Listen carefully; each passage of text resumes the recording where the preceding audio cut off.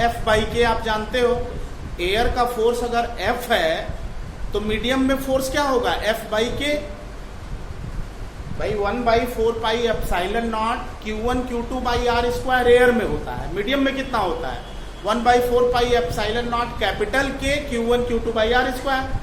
तो जब लिक्विड में डिप करेंगे तो इसका वेट कम हो जाएगा और साथ ही इलेक्ट्रिक फोर्स भी, रिपल्सन भी कम हो जाएगा। समझ में आ रहा है? अब देखो बच्चों, मुझे आप ये बताओ कि अगर ये स्फीयर डिप्ड है तो इस पर लगने वाली बॉयंसी कितनी है लिक्विड के अंदर। आर्किमिडीज प्रिंसिपल, जिसको हम कहते हैं अपथ्रस्ट। बॉयंसी का क्या फार्मूला बताया था, V सिग्मा G, जहां सिग्मा लिक्विड की डेंसिटी है। 11th क्लास में आर्किमिडीज प्रिंसिपल बताया था ना, सिग्मा लिक्विड की डेंसिटी है। किसी स्फीयर को लिक्विड में डिप करेंगे तो उसका वेट जो है कम हो जाएगा, रिड्यूस कर जाएगा। तो V सिग्मा G अपथ्रस्ट है बच्चों, इसको हम बॉयंसी कहते हैं। क्या कहते हैं इसको, बॉयंसी कहते हैं, इसको हम बॉयंसी कहते हैं। V सिग्मा G, V क्या है, V जो है वो वॉल्यूम है, V जो है वो वॉल्यूम है इस स्फीयर का। सिग्मा क्या है, लिक्विड की डेंसिटी है, ठीक है। और G क्या है, एक्सेलरेशन ड्यू टू ग्रेविटी। इसको हम बॉयंट फोर्स कहते हैं। तो वेट, अगर हम देखो बच्चों, कह रहा है कि लिक्विड में डिप करने के बाद भी एंगल में कोई चेंज नहीं हो रहा है। ये क्वेश्चन में कंडीशन दे रखी है। इसका मतलब अगर एयर में आपने ये कंडीशन होल्ड कराई तो लिक्विड में आप LHS तो tan 30 ही लिखोगे या नहीं। भाई लिक्विड में डिप करने से अगर एंगल चेंज नहीं हो रहा है तो लेफ्ट हैंड साइड में तो tan 30 ही रहेगा। RHS में क्या चेंज होगा बताइए, फोर्स की जगह हो जाएगा फोर्स बाई के डिवाइडेड बाई डाइलेक्ट्रिक कांस्टेंट, और वेट mg की जगह क्या होगा बच्चों, वेट mg की जगह होगा mg minus V sigma G। Is this line clear? भाई जो फोर्स, इलेक्ट्रिक फोर्स था F बाई के हो गया, मीडियम में डिप हो गया ना, और weight mg minus V sigma G हो गया। जब हम किसी ऑब्जेक्ट को लिक्विड में डिप करते हैं तो उसका वेट कम हो जाता है। कम होने के बाद कितना होता है, mg minus V sigma G, जिसको हम कहते हैं अपरेंट वेट। क्या कहते हैं, अपरेंट वेट। अच्छा, अगर स्फीयर की डेंसिटी रो दे रखी है 1.6, स्फीयर की डेंसिटी रो दे रखी है बच्चों, तो एक काम करते हैं, F बाई कैपिटल के mg minus V m by rho sigma G। क्यों? क्योंकि स्फीयर का जो वॉल्यूम होगा वो मास अपॉन डेंसिटी होगा। डेंसिटी जो है मास अपॉन वॉल्यूम होता है, तो वॉल्यूम स्फीयर का होगा मास अपॉन डेंसिटी। तो हमने वॉल्यूम को रिप्लेस कर दिया मास अपॉन डेंसिटी से। रो किसकी डेंसिटी है, स्फीयर की। सिग्मा किसकी डेंसिटी है, वाटर, लिक्विड की। लिक्विड कुछ भी हो सकता है, वाटर भी हो सकता है, केरोसिन ऑयल भी हो सकता है, कोई भी लिक्विड हो सकती है। तो अब मुझे आप ये बता दो बेटा कि अगर मैं इसको यहां पे, अगर ये tan 30 है, ये लिक्विड के लिए, एयर के लिए, अगर इस स्टेप के बाद मैं tan 30 लिखना चाहूं, tan 30, तो क्या लिख सकता हूं, मैं लिख सकता हूं F बाई के mg, ब्रैकेट में बोलिए क्या लिखूंगा मैं, 1 माइनस सिग्मा बाई रो, और जी तो बाहर कर ही दिया हमने।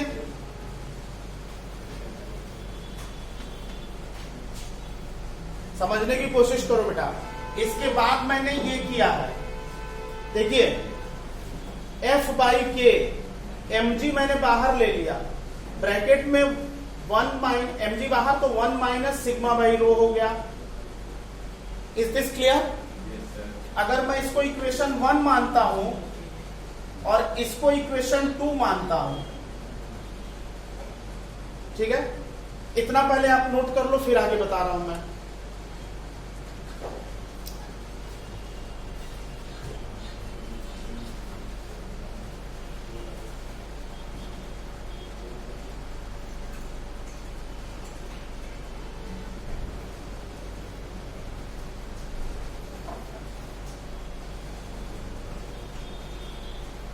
आप इसको इतना नोट कर लो, एक बार और बता देता हूं, तब इसके बाद फिर मैं,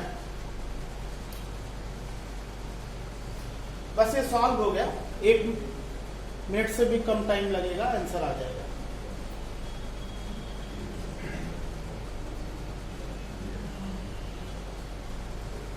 डन बेटा, नोटेड? ओके, एक बार और देख लीजिए। कह रहा है कि ये पूरा सिस्टम एयर में जब सस्पेंड किया जाता है तो इक्विलिब्रियम की कंडीशन में स्ट्रिंग के बीच एंगल 60 है। जब लिक्विड में डिप किया जाता है तब भी एंगल चेंज नहीं हो रहा है, ऐसा क्वेश्चन में दे रखा है। तो जब एयर में है तो टेंशन के 2 component, cos component, sign component, vector resolution से कर लिया। वेट mg नीचे है, इस चार्ज पर इस चार्ज का रिपल्सन इधर लग रहा है। अब टी कॉस एयर के लिए टी कॉस 30 mg के बराबर है, टी साइन 30 f के बराबर है। पहली कंडीशन होल्ड करा दी तो tan 30 दिस अपॉन दिस कर दिया f बाई mg। इसको हम ये कंडीशन, इसको कंडीशन ऑफ इक्विलिब्रियम कहेंगे, tan theta f by mg air में। मीडियम अगर है, लिक्विड में डिप किया तो फोर्स के टाइम्स कम होगा कूलम्ब्स लॉ के अकॉर्डिंग, और weight mg minus v sigma g Archimedes principle के according mg minus v sigma g होगा।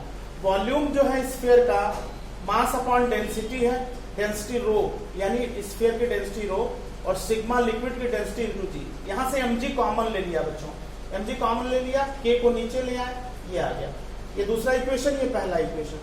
हम क्या करेंगे कि सेकेंड, अगर हम first equation by second equation करें तो k की वैल्यू आ जाएगी। हाँ, आंसर 2 है।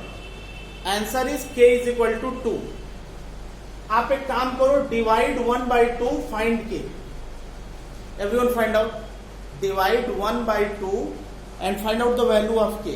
k की वैल्यू निकालिए इक्वेशन 1 में इक्वेशन 2 को डिवाइड करके।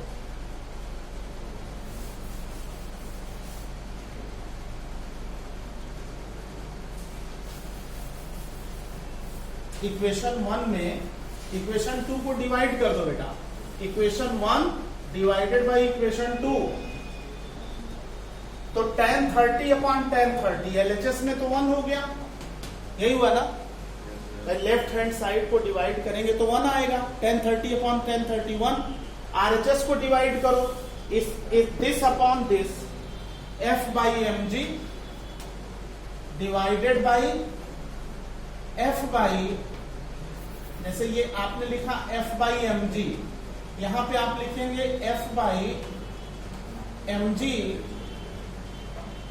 k mg लिख देते हैं, k mg, और under bracket 1 minus sigma by rho, ये है। अब आप f से f कैंसिल कर दो, mg से mg कैंसिल कर दो, ये इधर 1 को हम 1 बाई 1 लिख सकते हैं। क्रॉस मल्टीप्लीकेशन करके k की वैल्यू बताओ कितना आएगा। क्रॉस मल्टीप्लीकेशन करके k की वैल्यू बताइए बेटा, कितना आएगा।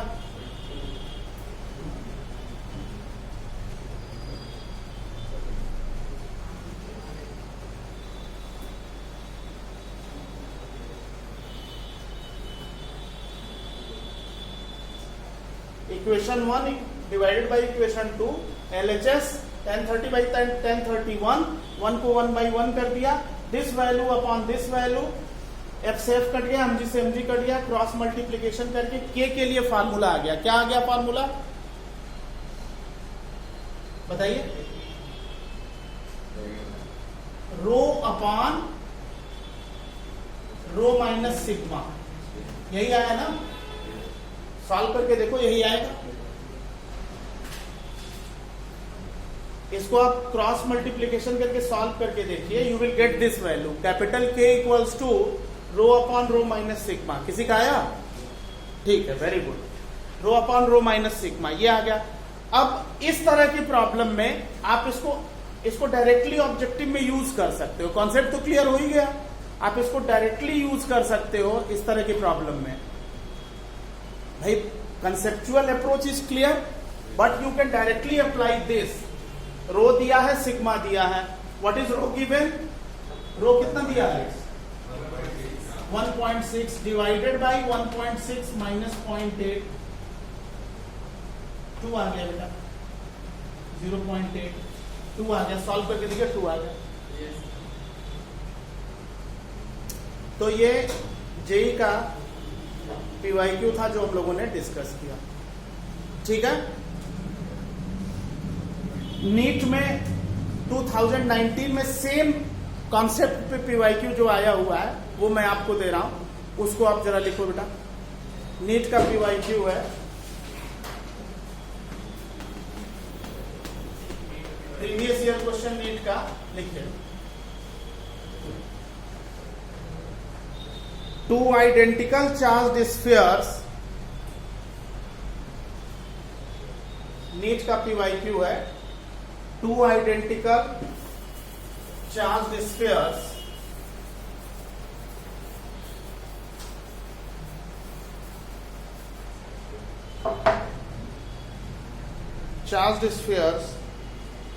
suspended from common point, 2019 PY NEET का क्वेश्चन है, suspended from common point by 2 massless strings, by 2 massless strings of length small l, massless string of length small l, so that in equilibrium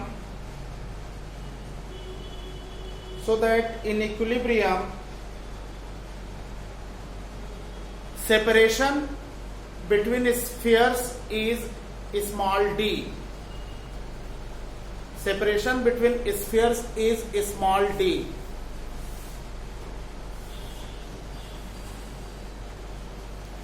bracket में दे रखा है d less than l, bracket में लिख लीजिए d less than l, l string की length है।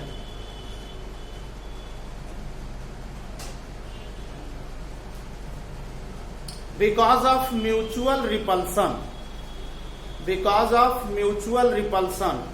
Paper में जैसे क्वेश्चन आया था एग्जैक्टली वही वर्ड लिखवा रहा हूं आपको। Because of mutual repulsion, full stop.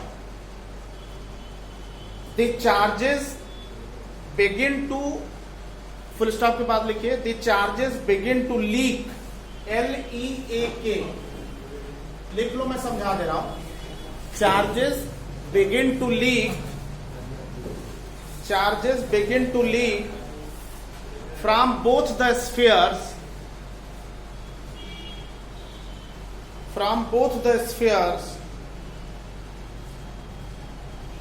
at constant rate, both the spheres at constant rate,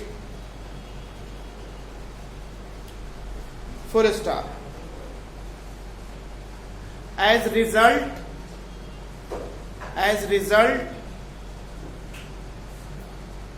spheres approach each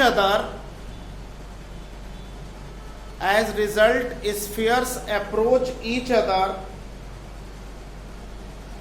with velocity small v,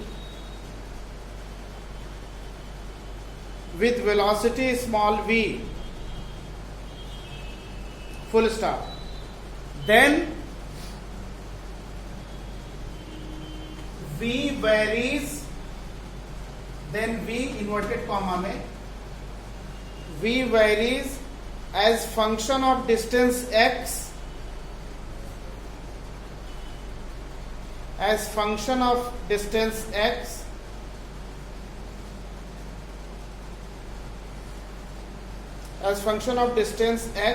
between spheres as options दे रखा है बच्चों, ऑप्शंस दे रखा है। फर्स्ट ऑप्शन है v proportional to x power -1/2। Second option है v proportional to x power +1/2। Third option है v proportional to x power -1 और लास्ट ऑप्शन है बच्चों v proportional to x power 1।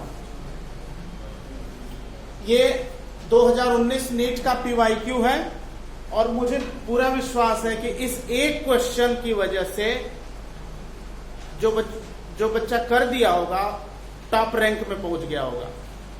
अगर लोअर रैंक में रहा होगा तो टॉप रैंक में गया होगा, सिर्फ एक क्वेश्चन की वजह से। सेम क्वेश्चन है जो अभी हम लोगों ने सॉल्व किया, इलेक्ट्रोस्टैटिक इक्विलिब्रियम का क्वेश्चन है, नीट में 2019 में पूछा गया है। और ये एक क्वेश्चन काफी है कि कोई बच्चा नीट में सेलेक्ट होगा कि नहीं होगा, या बुरी रैंक से अच्छी रैंक में आएगा कि नहीं आएगा। अब इसको करेंगे कैसे बच्चों? पहले इस क्वेश्चन को थोड़ा समझा देता हूं, तब आप करो।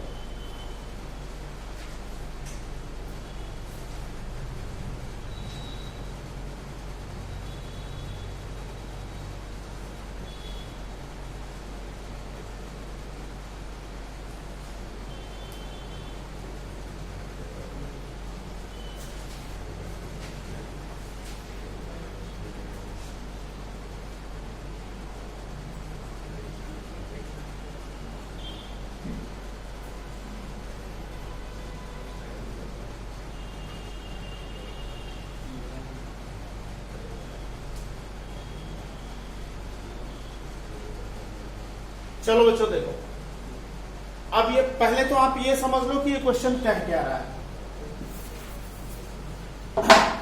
कह रहा है कि दो सेम स्फीयर्स हैं, इनको कॉमन पॉइंट से सस्पेंड कर दिया गया, दोनों आइडेंटिकली चार्ज हैं, मास m ब्रैकेट में लिख लो, चार्ज q मास m है, सस्पेंडेड है।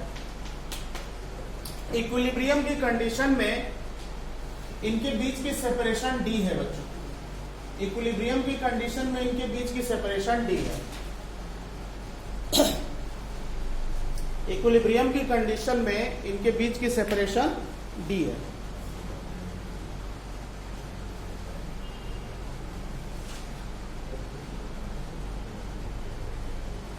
Length of string small l है, length of string small l है।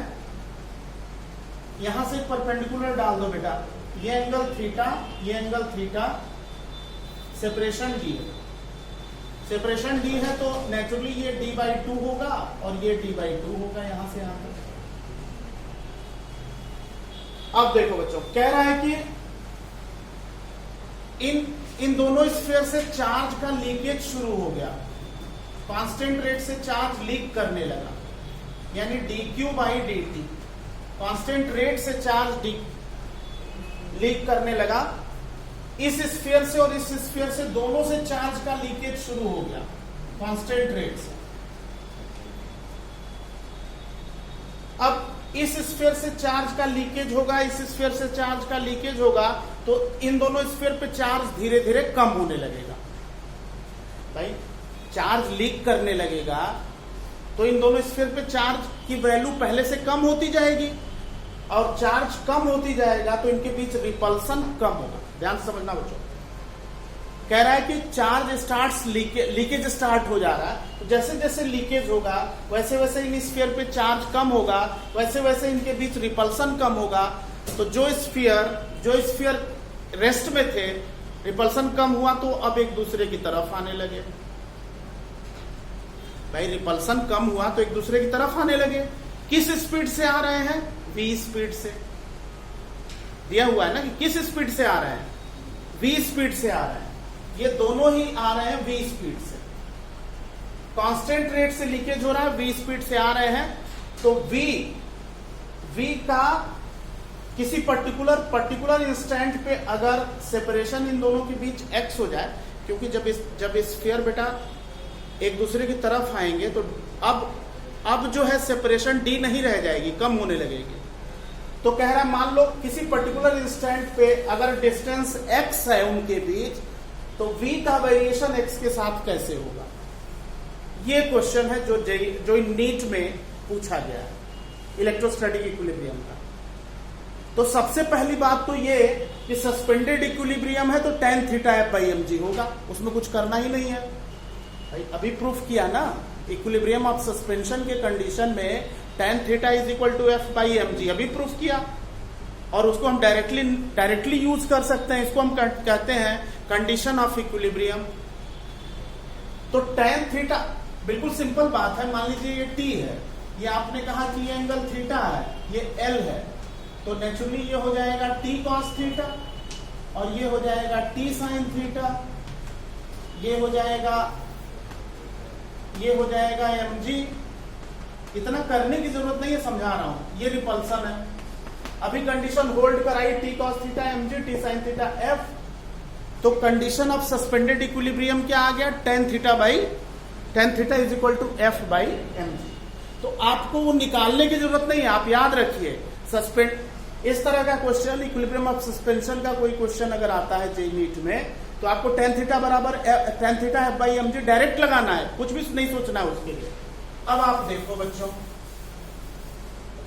अगर tan theta f by mg है तो f कितना है, f है स्मॉल के दोनों स्फीयर पे charge q square by x square divided by mg।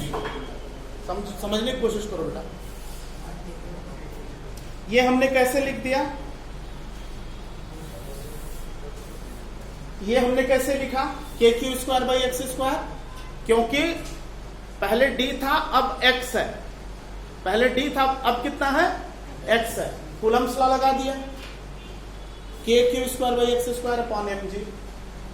tan theta इसको हम लिख सकते हैं बच्चों स्मॉल के Q square by mg x square, लिख सकते हैं ना, बोलिए। और एक बात और आप जान लो कि पहले d बाई 2 था, और जब ये वाला इनके बीच डिस्टेंस जब x हो गई, ये यहां आ गया, ये यहां आ गया, अब ये x है, तो इस पॉइंट और इस पॉइंट के बीच डिस्टेंस x है, तो d बाई 2 x बाई 2 और x बाई 2 में कन्वर्ट हो गया भाई। ये वाला स्फीयर यहां आ गया, ये वाला स्फीयर यहां आ गया, लीकेज की वजह से आया, ये पूरा x है, तो ये x बाई 2 हुआ ना, ठीक है। तो अब अगर उस कंडीशन में हम देखें, तो इस फिगर को अगर हम उस कंडीशन में देखें, तो tan थीटा उसी कंडीशन के लिए ऐसा है बच्चों, हम मान लेते हैं कि